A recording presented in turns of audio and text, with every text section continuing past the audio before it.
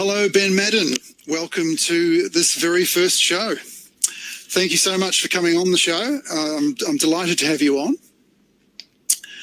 And I'll explain why you're on the show, a couple of reasons. The timing of it was perfect because it happened, I heard about this thing that you did, which we'll get to shortly, which was quite outrageous. And the timing of it was fantastic because it was just at the point that I was planning the show, and I thought, who do I get on? And this came up at just the right time. So here you are, and you're a local guy, so that makes sense to have someone from Dunedin on the very first show in this series of the latest. So welcome. Thanks, Rob. It's exciting. It's exciting to be here. Yes, excellent. The first thing I want you to do, so you're a man of many hats. You wear many hats. You're a singer, conductor, music teacher, but you've also recently become Dunedin's very own lockdown Looney, which is something I'm going to help you explain for the audience. So, but first, before we get to the why, which obviously is the first question that sprung to mind when I found out about what you did, is describe what you did. So the term lockdown Looney comes from the name of a running race I did last weekend, 10 days ago now. The Looney part comes from, it was a 24-hour running race. Obviously, with New Zealand's level 4 lockdown going on, we were limited in where we could run. And so the challenge was 24 hours running and cover as much distance as you could without breaking the level 4 protocol. So I ran laps around my house. As you do. Why not? Now's the time. Now's the season to do it. So 100 Ks in 24 hours. And as you say, a couple of Saturdays ago. And so begs the question, why? What was the motivation? Just genuine craziness? Or? Yeah, obviously a little bit of cabin fever setting in by the second weekend of lockdown.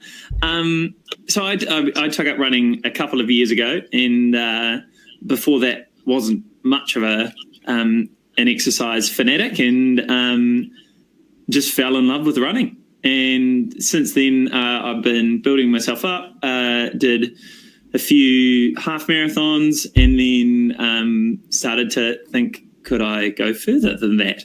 And so the why was, ever since I started, the ultra marathon community has some fabulous documentaries on YouTube, and it's very easy to find out about some incredible stories. So I always had, from the very beginning of when I started running, this sort of idea that I wanted to do ultra distance in these slightly crazy events.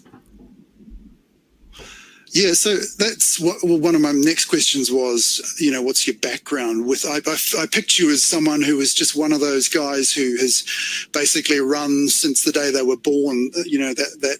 That one kid at school who just you see running down to the shops and sort of never gets a driver's license because they don't need to. They just run everywhere. That's not you. Do you have a driver's license? I do have a driver's license. I was a little slack in getting it, but it definitely wasn't because I was running everywhere. I played like cricket and soccer as a kid, but I wasn't. Right. I definitely wasn't a runner. So it'd be 2 years ago, coming up very shortly, that I got into running in a big way. Yeah, well, it doesn't get much bigger. I mean, 100 Ks, it's, what is that, about 2.5 marathons or something like that? Yeah, pretty close to 2.5 marathons. It was a 24-hour race, and I decided that that was going to be really cool, but I could also try and tick off my first 100-kilometre effort. So 2 birds, 1 stone, 2 running races, 1 stone, whatever. And so, that was what I went for. So you've got, so this is going to become a regular thing now then, is it? Or was it a one-off? Yeah, actually, looking forward to Saturday. We'll just, see if we can go further. No, I went on my first run back today.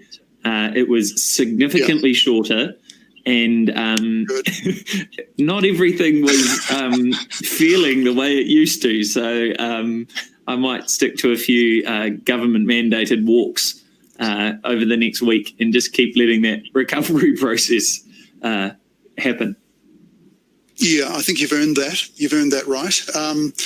And I think one thing that stood out to me, having watched the Facebook videos that you were uploading as you did the event, was that not only did you run that incredible distance, but you did a lot of it while commentating on your own event, which, as a very occasional jogger myself, I know that if I try and jog with someone and have a conversation, I last about 90 seconds before I just have to shut up, because it's you realise how much it takes out of your lungs just talking, but combining it with running. So let me put it into context. So what I'm going to do now is I'm going to play a clip that I stole from your Facebook site, which shows an example of this self-commentary. So if you flick over to your video now, you should see it only goes for 30 seconds or so, but let's have a look.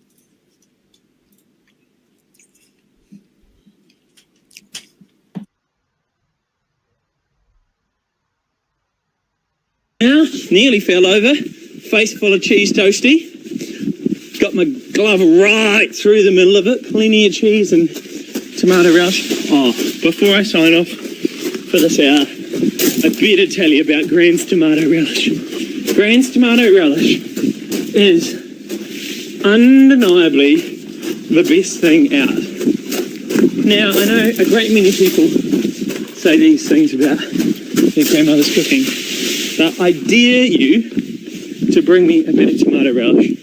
It's not possible. Don't bother. You'd just be wasting your time.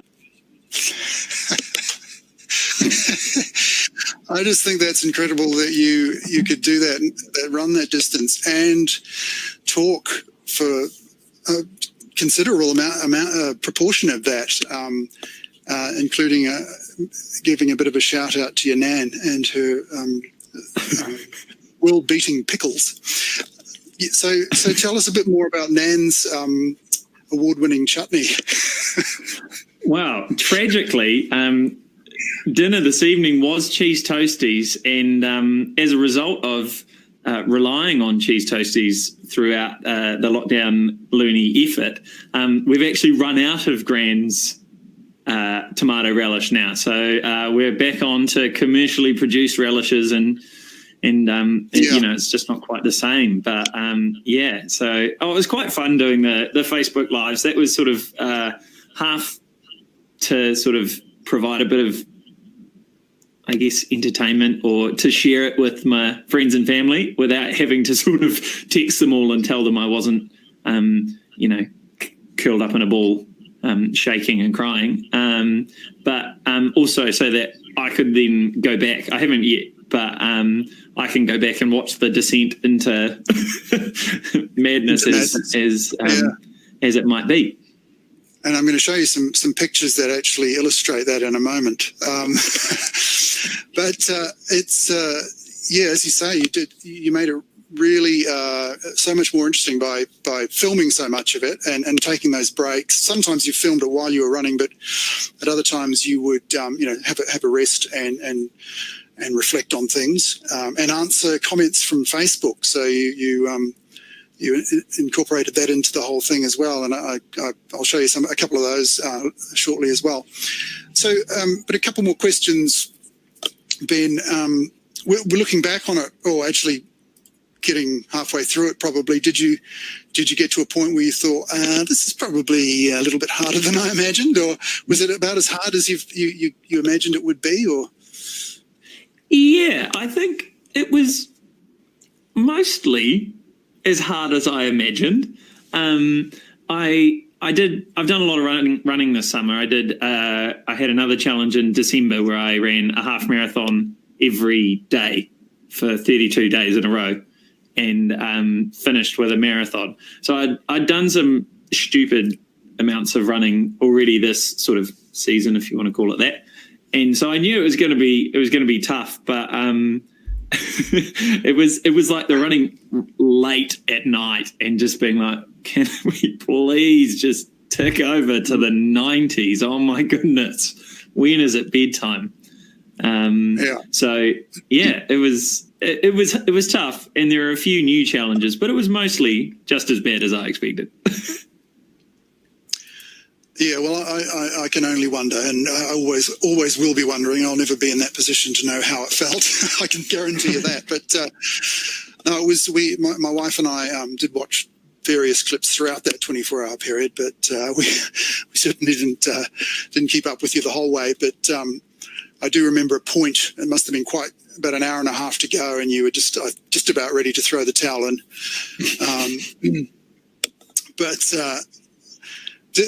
I know there was one part too where you were assessing the state of your feet, and I think they turned out reasonably well, all things considered.